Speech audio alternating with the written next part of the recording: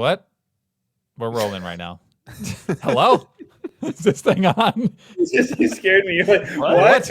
I'm just trying to figure out if these microphones are working. You know how I don't know what's been going on lately, but like the mics have been kind of crazy. There's a ghost in the board. Is that what they call it? Yeah, it's a ghost in the board. Ghost in the machine? Nope, it's board. I'm pretty sure it's board. Yeah.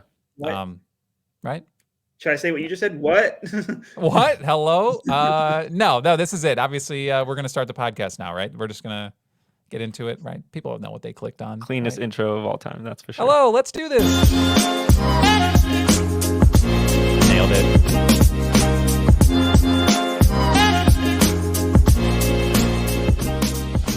Fantasy football. Oh, it just never stops. So that's what my grandma used to tell me when I was young. She was like, fantasy football, it just never stops. Which is why we're still here right now, right? We're doing it. My Meemaw used to say, fantasy football, you can't quit it. It's another fantasy football show presented by Sports Injury Central. I am Justin here with Jacob and Taylor. We're still at it. Obviously, dynasty leagues are it's hard to quit. Degenerates, if you're listening to this right now, I don't want to call you one, but like you might be one. And the fact that we're still doing this, right? You gotta be. You're into this. You want to know what's going on. And this episode today, we're going to cover a lot of the injuries that happened last season and late this season. Obviously, it's still happening right now. The playoffs are still going on. 4 teams left. Pretty crazy outcomes right now. And actually, one of the quarterbacks will inadvertently become a topic of conversation on this episode. But we're talking injuries and how they're going to affect the players as they move into the next season, which it's hard to say the 2023 season because there's still a season going on right now and it's 2023. So do you have to say like 2023, 24? Is that That's like only with NBA, I guess. I feel like you muddled it. Was that we had it straight in our mind, and then you like brought up the fact that it's 2023, and I was like, "What?" No one's talking about this, right? Season. It's the 2022 season, but the 2023 playoffs. So we're over. Okay, so with football, we overlook the fact that it does end in the following year. But with basketball, because the regular season crosses both, correct. Then you do 23-24 or 22-23. We're learning a lot today. This is information. Well. Too many numbers. Way too many numbers. We won't talk any more numbers on this fantasy football podcast. The rest of the time, just words. Yeah, playoff only words. Too. No more playoff scenarios. I can't stand that stuff. Yeah, unless it's the Raiders. When I'm like, oh, we have 5 ways to get in the playoffs. That's fine. Did it work? It was all confusing. Did any of those work? Win 5-year scenarios, or every other team in this needs to lose. Yes, no, it didn't work. That's tough. That's tough. And some of the steps are crazy. They're like, Rams win, Ravens lose. It's like 9 different side steps. Yeah, I think the ties make all the playoff scenarios difficult because it's like win or tie. It's like that's weird. Nobody's tying past like week 10. So before we get into the injuries affecting players in the 2023 season, do we want to touch on a couple things going on in the playoffs right now? Obviously, if you go to Sports Injury Central, 6score.com, there's a lot of updates specifically on Patrick Mahomes, Christian McCaffrey. There's a lot going on that's affecting the games right now in the playoffs. So if you're in DFS and you're wondering, hey, should I go with Patrick Mahomes? Is he going to be out there? How effective is he going to be? You can learn a lot of that information on our website right now. But we can touch on that before we get into the other injuries from the losers of the season. Yeah, let's jump into it. A lot of people may be listening Wednesday, Thursday, Friday before the matchup. So Patrick Mahomes, obviously the big focus. He was full practice today, Wednesday. The main effect might be in deep throws, really planting off that back foot and driving the ball downfield. But if there's anyone who's going to be unaffected by any leg injury, it's going to be Patrick Mahomes as far as arm talent and the people around him and offensive line and all that stuff. So you can get more at the website, but not expecting a big production drop off for him. CMC and Elijah Mitchell are probably the more interesting ones to watch for the week. They said calf contusion for him. He did not practice today, Wednesday. By video, we didn't see a calf contusion going through the plays, and he seemed to be stretching it out using a heat pad on it, which our doctors tell us that doesn't really lend itself to a contusion. You more wrap it and then ice it after the game. So kind of a mystery what's going on with him, but still expect him to be effective. 6 score 85, just maybe more Elijah Mitchell in the run game, depending on his groin and if it's a strain or whatever is His going on with usage him. is going to die off anyways, right? I mean, you guys have such a 1-2. I mean, him and Mitchell. Like, I know I don't think you're ever going to get the Panthers CMC ever again, but you should still be able to get like an RB1 season, right? But like this shows that like they should maybe do less CMC, right? Like, and they can still win I effectively. mean, it wasn't working in the first half against Cowboys anyways. So it seems like Elijah Mitchell, whenever he gets the ball, he's the new Jeff Wilson. He's like downhill running before he even gets the ball. So yeah, seems he like looks a more effective back. Yeah, he looked. I mean, obviously they're both really good, but and it's a nice problem to have. But you should probably at this point, when you're on the doorstep of the Super Bowl, you want to keep your dudes. You don't want you don't want to overuse them. You don't want to that's the word. Overuse CMC. I was going to say something a little more that's probably inappropriate. But okay, you gotta ride your guys. No, you don't got to do that whenever it's you're on the doorstep of the Super Bowl, especially when you're finding success with the backup. Real quick on SixScore.com, who picked this photo of the Christian McCaffrey article? It's Christian McCaffrey injury. Can the San Francisco Bell Cow conquer calf condition in the NFC Championship? The picture is him literally snapping his neck. I can't. It's like the funniest looking thing. And it's funny because like most of the people working for this company are Niner fans. Yeah, so, right. I was a Niner fan that picked that too. So it just looks funny. I don't know if you want to check it out. Go to SixScore.com if you want to see Christian McCaffrey in just a very precarious. On his head. I've never seen. Yeah, it's weird. But just to wrap up some other ones, Debo missed practice today with the ankle. We looked through video. Wasn't a re-aggravation. Remember, he had that week 14 left high ankle / MCL. So likely just lingering soreness. I think he said that himself in the press conference too. Just being overly cautious with it. Don't know how much he needs to practice on a Wednesday here before NFC Championship. So AJ Brown also not a big deal. Hip was his thing. Kind of happened on the deep throw, deep incompletion late in that game. He seemed frustrated about it, but he was full practice in the walkthrough, so not expecting any limitations for him either. Cool. So you're saying his hips are lying, that everything's going to be okay, right? Or wait, would they not be lying? I don't know. I'm trying to get a Shakira reference in here. His hips aren't lying, and he's not in a jam. Okay, there it is. All right, that's good. That's good to know. That's important for the Eagles. That was bad, extreme stretches. I mean, any Shakira fans out there?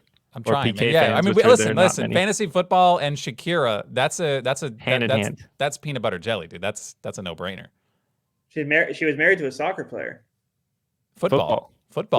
Fantasy football. Boom. Tied it together. Nailed it. Gotcha. Yeah, outside of that, I mean, if you go to our YouTube channel, Sports Injury Central, a couple good videos that Doc just put up recently on Patrick Mahomes and the Bengals offensive line. Some interesting stuff there that might help you in DFS. Definitely check that out. And while you're there, hit us with a subscribe. Anything else? Current playoffs right now before we move on to the topic of the show? No, just Bengals O-line is an interesting situation to follow. We'll have updates on the website. And then Nick Bosa against Lane Johnson with that adductor injury. That's going to be the one I'm watching in that game. You're going to watch the line play? I mean, I'm trying to just watch. Decided. Line of scrimmage. Come on, Justin. True. Hey, listen, I'm a flash kind of guy. I just want to see some big plays. And how many humans can block Nick Bosa fully healthy? So I don't think anybody trying to tough it out against him with like one bad side. It seems like not a great plan. But I mean, Lane Johnson's the man. So Bosa's on a heater right now. I don't know. He's on another level. He's not like his brother slamming his helmet and throwing it around, but he doesn't have to. Different kind of heater. Fast. Like he looks like he just crawls fast. Like if he was like in the lab, you made someone at that position. I'm pretty sure he's coming out with that. Like is his Instagram handle like Small Bear or something like that? Small Bear. Is his Instagram handle like Small Bear? That family's weird. I don't want to get into that. Like, all I know is that's what he looks like. He looks like a small bear coming after you. They produced like, and then Joey's just the same. They're both like elite, like just like athletes. I don't know what it is going over there, but no, he's in the water at the Bosa household. I don't know. Or the honey, because you said he's a bear. That's it. Yeah, that's the one. But no, you said Lane Johnson might be the one guy. He's super crazy on his injuries. He plays through them, but that's a pretty tough task to have going into the playoffs. Good matchups, man. I'm excited. I don't love, like, I'm a Packers fan. Obviously, they're not in the playoffs, but like it's objective.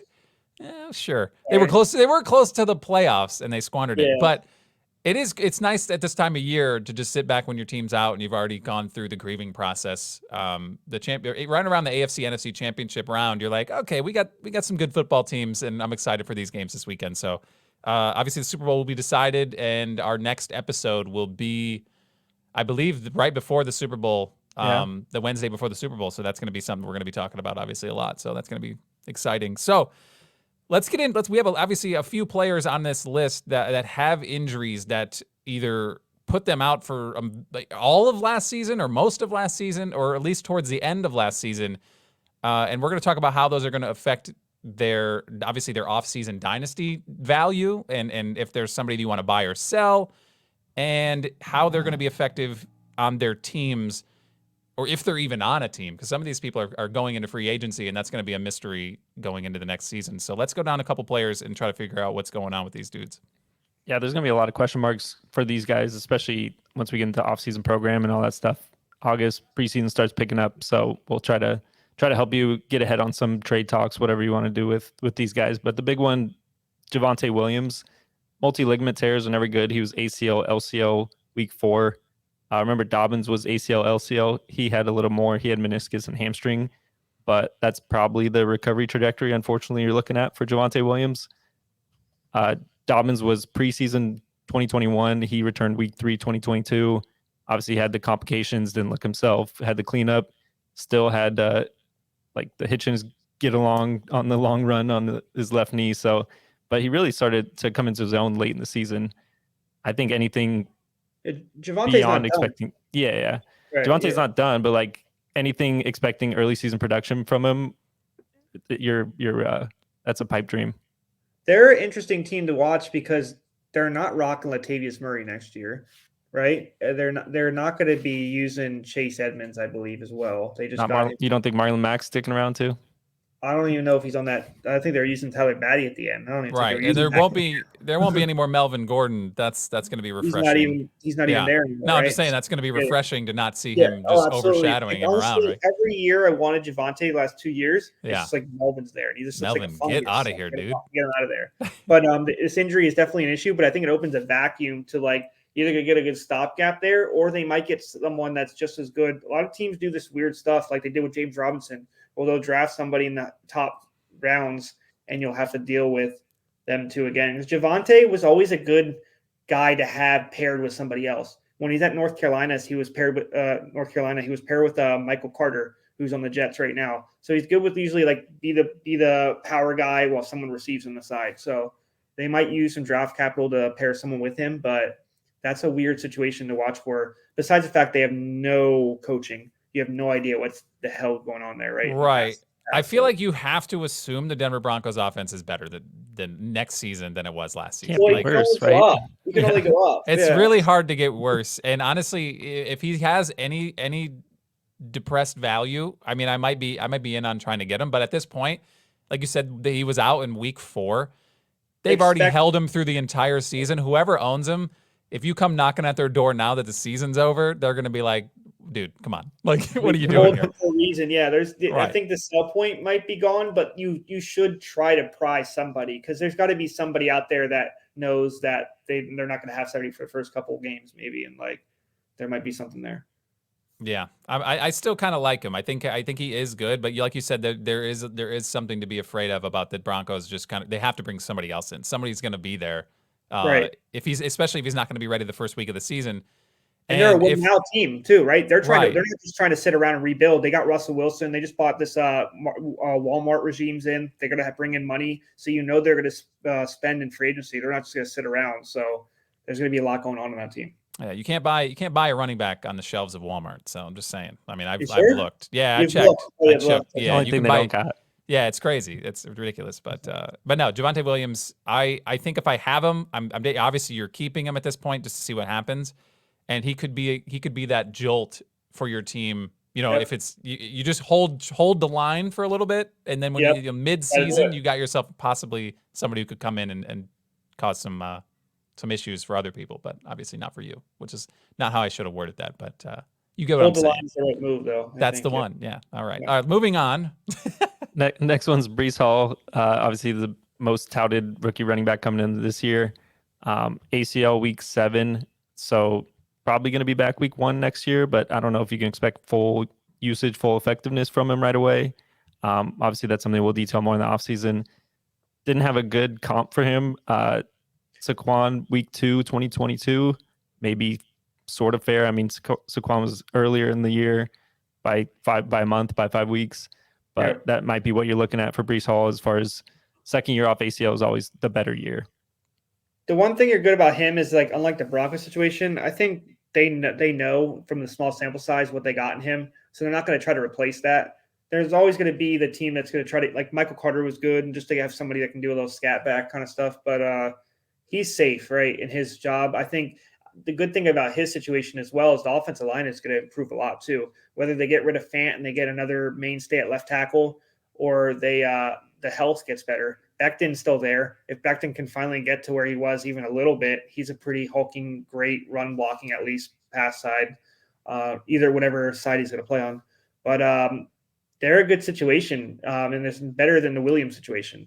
But that's also, like Justin was saying, this is also a hold the line too. If you still have Hall now, you're not selling them in the offseason unless you got some crazy offer to give somebody. Because right, I mean, there is a stigma. There's a stigma around the Jets. Breece Hall did look really good, but it's also like he's on the Jets. Maybe somebody might not value him as highly, and if they're holding on, it doesn't hurt to just kind of to see what's going on.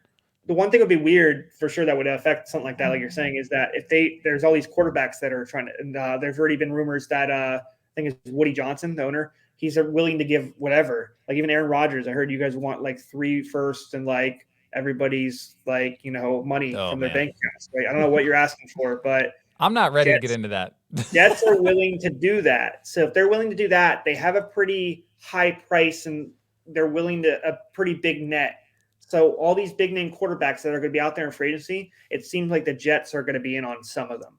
So if they do that, that takes away from the run game, obviously, right? You're going to be throwing more with these elite quarterbacks. So we'll see. But I mean, his situation is definitely more protected. I think the situation is going to get better for him too. Yeah. So you're saying between Javonte Williams and Breece Hall, you want Breece Hall, right? Is that I think Breece Hall. Yeah, I think. I'm more like, I don't like waiting. I know like people like to rebuild whenever eventually in like 4 years these dynasty teams are the best way. Like you build it, slow build, and then like the 4th year you're like, holy crap, my whole team is insane. Right. But that's also a hard comparison because I think Breece Hall, at both of them at their top health, Breece Hall definitely looked clearly better than Javonte Williams. So it's like that's not really fair.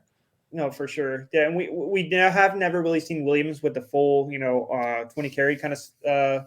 You can say it. It's the full load. The coach gives him the full load. He hasn't had the full load. Melvin Gordon has been kind of cramping his style and. But Breece will always have the full load when he comes back, is what you're saying. Yeah. Oh, Michael Carter's still going to be lingering around there too, right? Like he lingers, but like I'm still giving Hall 20 carries a game if I'm winning a game. Right. That's fair. In a game plan. Yeah. Next one I got for you guys: wide receiver Wan'Dale Robinson coming on the scene before he tore his ACL week 11. So again, not a fair comp for him, but Robert Woods. Yeah. Week 10, 2021, we saw how limited he was. Obviously, he's way more advanced in age, but that's kind of similar timeline. Got to expect Wan'Dale Robinson to be back on the field, if not week 1, then week 2, week 3. But he's a shifty guy. That's what's really going to hurt him with the ACL recovery. But the one thing that like other players, like remember when Bateman had the core and like other rookies, Elijah Moore when he got hurt in the past, you didn't see enough to be like, oh, like maybe we're going to get something when he comes back. He showed enough that he's ready to go. Like he looks like they're ready. He's going to be a top like third, a slot receiver. He looks like he understands NFL game. He can be effective. The one thing I will say about his value that's going to be diminishing is everything around him. The offensive line is always going to keep on improving. That's how you win. They got Evan Neal. They're going to keep on doing that. I think that's how the Bills, the GM that they got from the Bills drafts, he likes to build from the line of scrimmage. But Barkley needs to be signed. Daniel Jones needs to be signed. So there's a lot of iffy stuff around the Wan'Dale Robinson. Like it's hard to like put a lot of value in him till you know who's going to throw him the ball, right? Like, are they going to go? Are they trying to win more because they just made the playoffs? I know they got stomped in the first round. When you get stomped in the first round, my theory is you didn't really go to the playoffs. you had the words Giants made the playoffs. I mean, Vikings, does that count? Exactly. I don't know. They lost by 7. I think they played a little. I'm just saying, like getting absolutely trounced like that. Yeah. It's hard. I know the Giants won the first game. That was a win, but it's just like I don't know. Those kind of games that they didn't show up in the second round. Yeah, I get you. They do have something to build on, which is good for Robinson. Robinson's not in like a bad situation where he like, oh, I got to have Davis Mills again. Like Nico Collins, he's a decent prospect. he gets hurt every once in a while, but like when he comes back, he has to come back to Davis Mills again. Like every time he gets like at least Robinson, like he has enough that like he can come back to some kind of situation, but this time we don't know that situation. Right. Well, I mean, the wide receiver room though, it can be his pretty easily. All he's competing is with what, like the Kenny Galladay's contract. I could have included Sterling Shepard, but I don't know if he's fit for this discussion. I mean, he's like just such a question mark of if he's going to be able to be productive. I don't even know. Like it. He feels like the type of dude that's never actually got a long-term contract at this point. Like he's got. How long's Galladay's contract still there? Oh, yeah, that's like a couple more years, bro. Heartbeat of the team. Oh, Galladay is not on the team. You know that. You know he's not playing.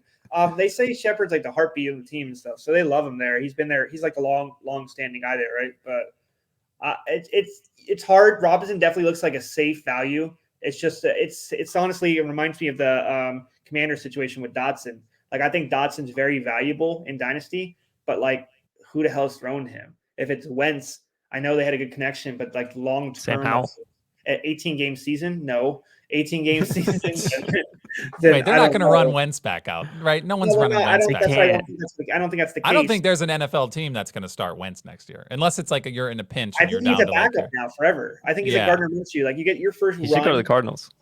Come on, man. As a backup. Come on. No, Colt McCoy is forever the Cardinals' backup.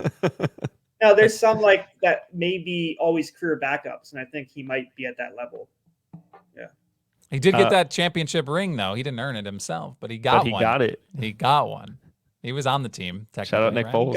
He got him to a point. I'll argue that he got him there. What do you mean? He got him. He was insanely good before he got hurt. Yeah, he got him. Yeah, he propped him up, and then Foles just finished the job. What a closer. He propped up the kid before he yeah, that's it. Obviously not the most interesting part of the Ravens offseason, but Rashad Bateman, Lisfranc week 8, and Devin Duvernay, Jones fracture week 15. Those are going to be two interesting wide receivers coming in next year. How healthy can they be for hopefully Lamar?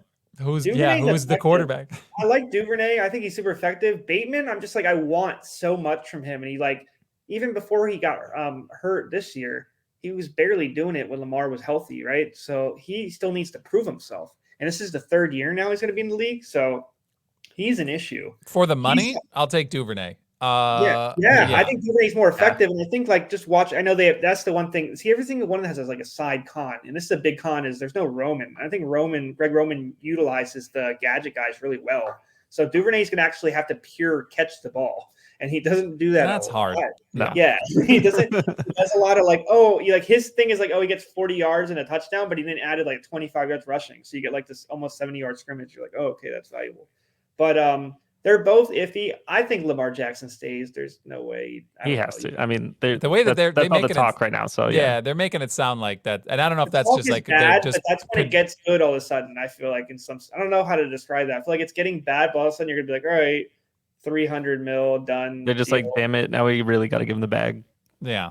I mean, from a lawyer standpoint, I know what he's asking. He's walking up there and he's like, I want Deshaun Watson money. And I feel like if I was on the other side, I would be like, crap. Screwed everything up. Yeah, you have to like, it's Deshaun Watson. You got Lamar Jackson, who's been like a model like player, great outside the field, great off the field. Like, how is he not getting the guaranteed money? You can't. I don't think that's a situation that everybody can look at and just plead insanity. If that's the you know what I mean? Like that Deshaun Watson money. I don't know, man. That's just like weird about that. It blew away all the other guaranteed money. I would love to be the lawyer or the other side of that because, like, how are you not arguing that side effectively? You know what I mean? Like, how are you not able to say this? I don't know. It's just like if you use that as your argument, if you're Lamar Jackson and just say that and I was the MVP. I got an MVP trophy. I'm like literally good. Like I'm good. I can do this. So 10-point difference when I don't play and when I do play. That's nuts. That's it. I don't know. That's it. There's so many good stats. Yeah.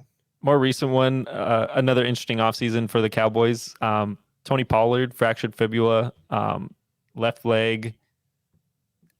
Early reports are 3-month recovery. Our Pro Football Docs are saying sometimes it's closer to 6. I mean, still going to be ready for off-season program. Or not off-season, but OTAs and training camp most likely. But it is an interesting situation with him coming out as a unrestricted, right? So he's going to test the market and probably go back to the Cowboys. But I don't know what it just throws a wrench in that free agency negotiation. So that'll be an interesting one to watch. The recovery time's so long. Yeah. It's like right in the middle of free agency. He did it so late, right? Like, I mean, this season though, like, I don't know, man. If you're obviously I think he could get a contract with another team. I think obviously the more realistic thing is he goes back to the Cowboys. But I think there might be a little market for him though, because like he showed out, like he showed he's good. He showed out, and I think he's going to be ready just in time. Like, you know what I mean? I know he's going to bleed in a little bit, but I think like the only thing I'll have a worry is that like he's not going to know the scheme. But I mean, as long as he like goes to a team that has a similar scheme, don't go too far off. I think I'll be detrimental. But like, he's someone like I think he said he's done enough that like I can look past this. Like, you know what I mean? Like, he needs to be a feature back somewhere. You'll get an RB1 in fantasy 120%. He has an RB1 this year as the 1B because Dallas refuses to make him a 1A. You know, so when you're paying Zeke that much money, it's hard to you gotta justify it a little bit. Yeah, you gotta make it look like you're not failing at that. Yeah. But if they let him go, they got to get someone Tony Pollard-esque behind Zeke, and who is Tony Pollard-esque? So what I had seen is people are now like pushing Bijan Robinson like in the first round to the Cowboys now. Like, okay, can I tell you why? So and I'm like, he went to Texas. That's why it's so stupid. That's not happening. I know. I'm just saying. It's not that easy. I think at some point you'll see in any if you could compile every mock draft, every team has picked Bijan Robinson at some point in any one of these mocks. The Eagles had him. I was like, relax. I was why like, you guys are stable. Like, come on. He's obviously the number one person that dynasty players are going to be looking for and figuring out, trying to slot where he's going to wind up, and that's going to be so impossible. Well, did you see Kuiper's? Yeah. I wanted to mention Kuiper's draft. I'm pretty sure he had like 9 quarterbacks in the first 9 picks. Yeah, and it could happen, but I tell you that from going future for our future podcast, that's so good for us because if you want to talk about a fantasy relevant draft players, let them be all quarterbacks. Let them all go to a position that we can say. Got so many injuries. You suck. You're gonna play because like. How can 9 people go and think that they're all like? I do see a lot of quarterbacks at the top of a lot of these mock drafts, and I think it might actually be like this is going to be a big changing of the guard. And like we said, Wentz is one of the people that are probably going to fall out of a job. There's going to be, I think, a decent amount of quarterbacks that are of the old timers are going to get pushed out significantly. I think, if not immediately at the draft, where it's evident that the capital is going to be like, oh no, you're our guy. You're going to see some people take backups where like quarterbacks, they thought they had a quarterback and it's going to flip. Like people are going to lose their jobs a lot. I think this is going to be a big draft for that. Well, since we're talking quarterbacks, what the heck happens with Trey Lance? Ooh. What the heck do you do with him if you have him in Dynasty? So 49ers, you're the 49ers fan. We'll get your take in a second because I am curious from like a genuine fan. But like, I mean, Taylor and I right now are sitting there looking at this like, how is Trey Lance even on the radar at this point, right? Like why is he in the fantasy discussion? You know, the only reason why he is because you spent so much draft picks on him. You traded up to get him? Yeah. He has to be an option, even though like arguably any other decision making, you would have just forgot about him. Right. Like mostly having an old Jimmy G, I guess he's not old, but having an old like a Jimmy G, like a veteran that knows offense, and having Purdy seems okay. And that means Lance like should be like, you know, but and then also I think it's unfair to Lance because I don't think he's done enough to say he's bad. No, you know? I don't think that's the case with him either, but it's a very tough situation for that front office.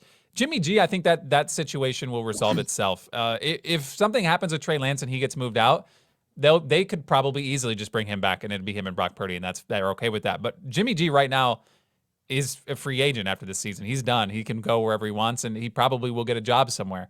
But the Trey Lance situation is like, how much pride does the front office have at this point? Like, that's the thing, is like the second you say, you start spreading the word that like Trey Lance is available in a trade, his value plummets because now it's like you're choosing Brock Purdy, the Mr. Irrelevant, over this guy you traded. You know what I mean? Like the optics of that make it a really bad situation for that front horrible, office. But like because you have to admit fault and mistake by doing that. And it's a good problem to have because admittedly Brock Purdy is doing very well. If Brock Purdy wins a Super Bowl, I don't know how you can just take the job from him. You know what I mean? Because he's won. Yeah. He's never lost. He just continues to win, and it's another offseason of a young quarterback to only get better. So if they're seeing something with him, that's fine. But it would be really, really bad, I think, to keep Trey Lance and be like, you're gonna back up Brock Purdy. Is that cool? You cool with that? Like, I don't know. Cool He's not going to be cool with you're, that. You're admitting fault. You're putting Trey Lance in a weird position that he's allowed to like hate you. Right. So there's like so many like it's a situation you want to have, but like it's definitely a hard one to manage. I would say. Yeah. I think there will be buyers for Trey Lance. I think at some point. I don't think there will be a team that won't be buying it, but the price is what's going to be really weird. Is for a quarterback of that, you paid all that capital, you drafted him that early. Yep. You aren't going to get the return. You aren't going to get all those picks back. I don't think at this point. But if you can get, Purdy wins the Super Bowl right now. He wins straight up Super Bowl. You can't not. That's your quarterback. That's your guy. Yeah. That's your guy. Like there's nothing. Like he has everything you need, including a rookie contract, which is how you win. Yeah, that's literally the recipe. You can't win with a quarterback that gets paid $20 million. It's stats already shown that it's impossible. As a fan, Purdy's the quarterback, anyways. Honestly, Tom Brady's doing it. I haven't seen Kyle Shanahan talk glowingly at all about Trey Lance and his grasp of the playbook, all that stuff. He loves Brock Purdy. He loves a 4-year starter who knows what he's doing with the offense and can scheme with him. Trey Lance was never that, and it's unfair to ask him to be that because he's just the physical raw talent. You found something in the 7th round. It's a weird thing. It's never happened before, but like that's what happened, and you have to go with it now. You have to admit, from a dynasty perspective, you're in a super flex league. You probably paid a pretty penny for Trey Lance when drafted him high, or you know what I mean? Like he's definitely somebody that a lot of people were high on, especially with his ability to run. But now what do you do with him if you're a dynasty owner and the outlook's not so good for Trey Lance and everybody knows it? You keep him or you sell. Someone's going to want him because I'll tell you why. Yeah. Tell me how many quarterbacks got hurt this year? A million. 11. A lot. A million. There's only 32. Between between 11 and a million. Either way, Purdy has a really big chance. That's why Carr sat, whether we like it or not. Him sitting, it was a really good chance for him to get hurt. So, I mean, Trey Lance can easily be the backup just like Purdy was this year. There's no way that doesn't happen again. I mean, betting, we call that variance. Like, eventually, like, things come back up. Eventually, things are going to happen. So, I don't know. He's not – I don't see him going to another team as much. I think that's going to be very hard to do. Right. It's going to be hard for a team to commit assets to somebody that you haven't seen that much. Because the Niners are going to have a high asking price, too, because they're going to be like, well, we got to recoup something. I want to ask low. They're not selling low because Lance hasn't shown like a Wilson, like Zach Wilson. He hasn't shown on the field negativeness. He's been a bust yet. He just hasn't been a hit. It's just injury. Yeah. Like that's like it's so there's nothing that you have enough stuff behind the scenes to be like, all right, he's still something. Well, at least think that too, right? I would love to be a fly on the wall for that conversation, but I think it's kind of like it's happening before Trey Lance's eyes right now. Like he can't be not watching this. He's a deer in the headlights a little bit. Yeah, started. Yeah, like it's already it's in the motions. Like the writing's on the wall. He's kind of got to understand the situation, and he's either going to be mad about it or work harder and try to be good at football. So the best case scenario for him is like Niners are nice and they're just like, oh, training camp battle, and Purdy somehow like implodes and doesn't have a good training camp in preseason, and Trey Lance wins the job. Because I don't see him going anywhere. I see Trey Lance at worst is going to be he's going to be like the Drew Lock. He's just going to sit and just like, all right, I was a bad draft pick. I'm backing up everybody now. But he hasn't had the chance though. Then I think somebody would take the chance on him. But that's not the point. I feel like that will happen where it'll come out and be like, it's training camp. Let's just see what we got. That'll come out in the news. Nice. But by then, the 49ers already have their Super Bowl ring, right? Like it's. Yeah. I'm just trying to imagine if he wins the Super Bowl. Yeah. You can't. It's impossible. There's no way if Purdy wins the Super Bowl that he's not starting week 1. Because they both have rookie contracts, right? Yeah. So I know it's a little more expensive Lance's first rounder. So, but I don't. Jimmy G might take himself out of the equation and go get a job somewhere. I think we should as well. When we're talking about this, I don't see Jimmy G in this equation at all. Yeah. No. He can start somewhere else though, just injury standpoint. He could, right? Is he hypothetically back? Maybe if the Super Bowl happened. Oh, but not. I love that story came out, right? Where it's like Jimmy G is targeting a return for the Super Bowl. What is he targeting? Like this? Sit on the bench? Oh, to be fair though, I guess it would be a backup though, right? It would be a good backup to have. They said right? as a backup, yeah, for sure. But imagine he comes back and he's like, "All right, I'll take my job back." He seems like the type of dude that would make that joke, knowing that like he it's has to yeah, throw anyway. like 9 touchdowns. I mean, winning a Super Bowl, I guess that a little bit, but I mean, there's no way him winning a Super Bowl, him coming into the Super Bowl game afterwards, people are like, Jimmy G's still the answer. There's nothing Brock Purdy does that Jimmy G can do. That's like the Eagles. Yeah. The Eagles, when they won the Super Bowl, no one said Nick Foles was the answer. They just were really excited that Nick Foles had the magic to take him there. Yeah. But goddamn, they knew he wasn't the answer. Yeah. They knew that. Don't be sad it's over. Be glad it happened, and that's it. That's the Nick Foles story. Don't worry, we'll have a whole offseason talk Niners quarterbacks. Let me throw another name in the mix. Kyler Murray. I don't want to talk What the about heck does his offseason look like? Well, Kyler Murray, he needs to get a coach that will coddle him. Yep. Because coddle him, but also like yell at him enough. Like remember Malik Monk when he gets like slapped in the head by Jordan? Malik Monk, you see if you watch that video, Malik Monk isn't mad at all because it's like Michael Jordan's. I needed that. I gotta figure out my game. He's mad at me. Like it's not like like Larry Bird's son's the coach, and you'll be like, oh, who are you? No, it's like Michael Jordan's mad at you. Figure your game out. I don't love the argument and like, you know what I mean, like the narratives in sports shows where it's like he didn't want it, or you know, he doesn't have that dog in him. Kyler Murray kind of feels like that dog, though, that dude that doesn't have the dog in him, though. Like he doesn't. I don't love putting that on people, but honestly, like the Kyler Murray just feels like the type of dude that's like collecting his paycheck and like he doesn't want to be that guy. With all the Call of Duty stuff, forget that. Yeah, he plays on the, like you said, he plays on the field like it's like, oh, because he has so much talent. So like it's like a kid that doesn't study and they get like flat B's. Like that's what he's doing. Like he's only doing this right now because he's really good at it and he's getting a lot of money, but like he really just wants to be like a chef. He's just super talented. So it's just like, oh, he's like throwing off his back foot and like, oh, 30-yard touchdown, DeAndre Hopkins. Yeah. So, what quarterback's going to argue with DeAndre Hopkins on the sideline too? Like, not that he argued directly with him, but it was like between Kingsbury and he's like, DeAndre Hopkins get involved. Like a lot of people are just going to be like, yes, D-Hop. Yeah, 100% D-Hop. I'll argue with anybody, but like only the time period with the arguer shortens when it's someone like DeAndre Hopkins.